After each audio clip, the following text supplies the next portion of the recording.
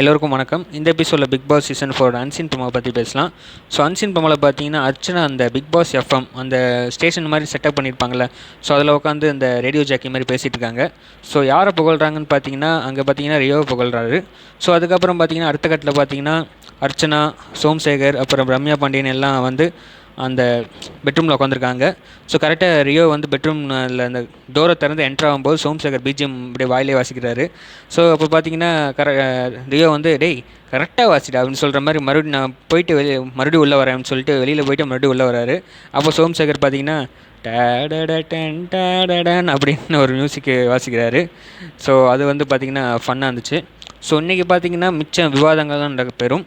So மிச்சம் யாருன்னா Anitha, Ramya Pandian, so அப்புறம் பார்த்திங்கன்னா அறந்தாங்கி நிஷா, அப்புறம் ரியோ. ஸோ உங்கள் கேஸ்லாம் அன்றைக்கி நடக்க போகுதுங்கிறத நம்மளால் பார்த்துக்க முடியுது. ஸோ பொறுத்து வந்து பார்க்கலாம். ஸோ மீண்டும் நம்ம எபிசோட் ஹைலைட் ரிவ்யூவில் சந்திக்கலாம். ஸோ அதுக்கு முன்னாடி நம்ம படம் ஷார்ட் ஃபிலிம் வந்து நெக்ஸ்ட் வீக்கில் ரிலீஸ் ஆகும். ஸோ உங்கள் சப்போர்ட்டை நீங்கள் கொடுப்பீங்கன்னு ஒரு நம்பிக்கையில் இருக்கேன்.